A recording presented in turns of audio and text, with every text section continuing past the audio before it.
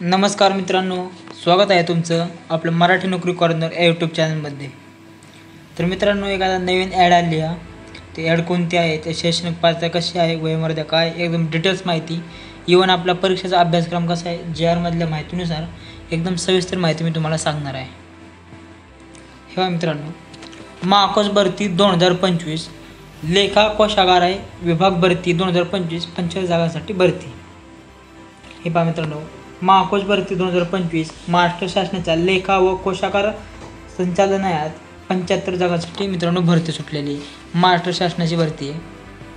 तर हा बघा, JR मला स्क्रीनशॉट टाकलाय, कारण तुम्हाला डाऊट नको आला भरती सुटली नाही सुटली, त्यासाठी आपण प्रत्येक व्हिडिओमध्ये भरती सुटली याचा पुरावा म्हणजे JRचा स्क्रीनशॉट टाकून दिलेला आहे। सहसंचालक लेखा व कोषागार पुणे विभाग पुणे। हा मित्रांनो, पूर्णपणे भरती एकदम सुटलेली आहे, भरती स्क्रीनशॉट आपण टाकलेला आहे, पाहून घ्या। तर आता पदाचे नाव व तपशील पाहू। तर पद क्रमांक 1 आहे मित्रांनो, कनिष्ठ लेखापाल गटकचं पदे, पदसंख्या मित्रांनो 75 आहे। तर याचे परत कास्ट वाईज डिवायडेशन आहे मित्रांनो, कास्ट वाईज डिवायडेशन ती PDF मोठी असल्यामुळे आपल्याला व्हिडिओ घेताना आली, पण एकूण मित्रांनो 75 पदे आहेत। तर आता त्याची शैक्षणिक पात्रता पहा मित्रांनो, कोणत्याही शाखेतील पदवी मित्रांनो, तुम्ही कोणत्याही शाखेतील तुम्ही ग्रॅज्युएशन उत्तीर्ण पाहिजे, इव्हन तुम्ही BA केलेलं असू द्या, BSc केलेलं असू द्या, किंवा BCom केलेलं असू द्या, किंवा BBA BCA कोणत्या यातलं पण फक्त तुम्ही ग्रॅज्युएशन उत्तीर्ण पाहिजे। आणि सेकंड क्रायटेरिया मित्रांनो, मराठी टंकलेखन 30 शब्द प्रति मिनिट आणि इंग्रजी टंकलेखन मित्रांनो 40 शब्द प्रति मिनिट। हे मित्रांनो मराठी आणि इंग्लिश तुमचं टायपिंग पाहिजे। आणि क्रायटेरिया 1 मित्रांनो, तुमचं ग्रॅज्युएशन झालेलं पाहिजे। जर तुम्ही ग्रॅज्युएशन केलेलं असेल आणि जर तुमचं टायपिंग सर्टिफिकेट असतील तर मित्रांनो निश्चित तुम्ही या पदाला फॉर्म भरू शकता। तर JR मध्ये त्याने मित्रांनो संगणकावर आता मेन्शन केलेले आहे, ते तुम्हाला मी सांगतो काय आहे नक्की बघा।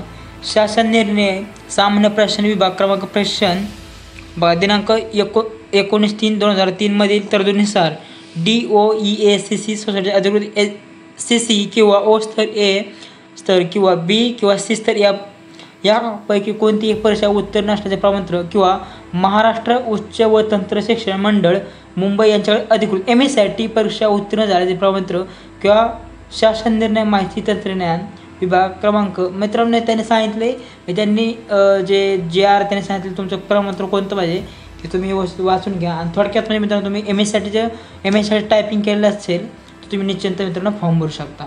तो मित्रांनो टायपिंग कोर्स केला तो 6 महिन्याचा आहे, 2-3 महिन्याचा असतो। त्यात तुम्ही जर MSIT मध्ये कोर्स केला असेल टायपिंगचा तर तुम्ही ते जर तुमच्याकडे प्रमाणपत्र असेल तर निश्चित तुम्ही मित्रांनो प्रमाणपत्र अपलोड करा। आता आपण पाहू परीक्षेचा अभ्यासक्रम। आता या भरती सुटली सगळं झालं, पण महत्त्वाची गोष्ट आहे मित्रांनो परीक्षा। मग परीक्षेचा सिलेबस काय आहे, कसं काय, एकदम डिटेल्स माहिती तुम्हाला सांगतो। हे पहा मित्रांनो, परीक्षेचे स्वरूप व दर्जा। तर पहिला विषय असणार मित्रांनो मराठी उच्च माध्यमिक शालांत परीक्षा दर्जा आहे मित्रांनो। प्रश्नाची संख्या 25 प्रश्न, प्रतिप्रश्न गुण 2, एकूण गुण 50। मराठीचे मित्रांनो 25 प्रश्न राहणार आहेत 50 गुणांकरिता। दुसरा इंग्रजी उच्च माध्यमिक शालांत परीक्षा 25 प्रश्न आणि 50 गुण मित्रांनो, एक प्रश्न 2 मार्काला। तिसरा आहे मित्रांनो सामान्य ज्ञान, यासाठी प्रश्न दर्जा राहणार आहे पदवी, प्रश्नाची संख्या 25 प्रश्न असणार आहे 50 मार्काला। चौथा आहे भौतिक चाचणी, प्रश्न दर्जा पदवी ग्रॅज्युएशन लेवलचा मित्रांनो दर्जा राहणार आहे, त्याच्या पण 25 प्रश्न 50 मार्काला। अशा मित्रांनो 100 प्रश्न असणार आहेत आणि 200 मार्क असणार आहेत।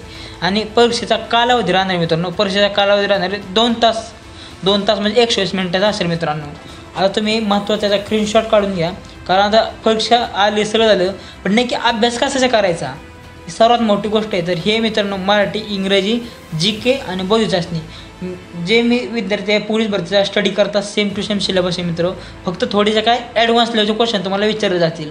तर तुमची जर जे मित्रांनो कंबाईनचा अभ्यास करतात MPSCचा, राज्यसेवेचा, ते विद्यार्थी नक्कीच मित्रांनो ही परीक्षा क्रॅक करू शकतात।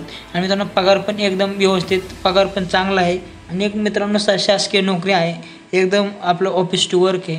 तर एक तुम्हाला आता मी सांगतो पुढं वेतन किती आहे, पुढं आपण सांगितलं पगार किती आहे। आता मित्रांनो ह्याचा स्क्रीनशॉट काढून घ्या, एकदम सिलेबस आहे, सिलेबस एक तुम्हाला मी आणि हा सिलेबस मित्रांनो पूर्णपणे JR मधला आहे.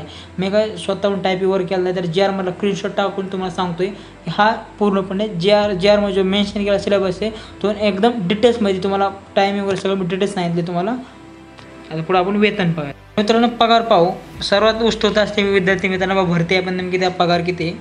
तर JR मधला स्क्रीनशॉटनुसार पगार पहा मित्रांनो. पदाचं नाव कनिष्ठ लेखापाल 7व्या वेतन आयोगानुसार पगार मित्रांनो.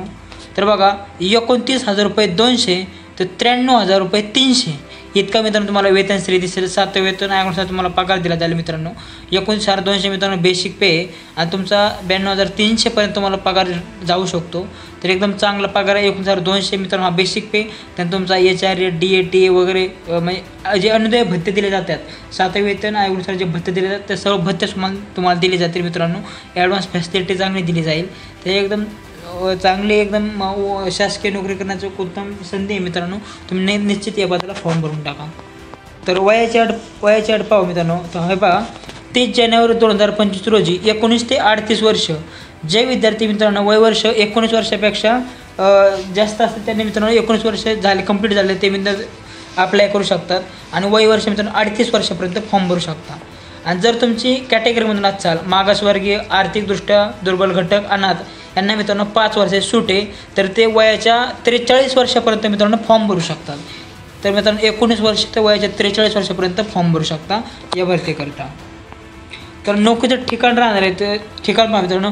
पुणे सातारा सांगली सोलापूर कोल्हापूर हे पहा मित्रांनो एकदम आपल्या महाराष्ट्रातच नोकरीचं ठिकाण आहे.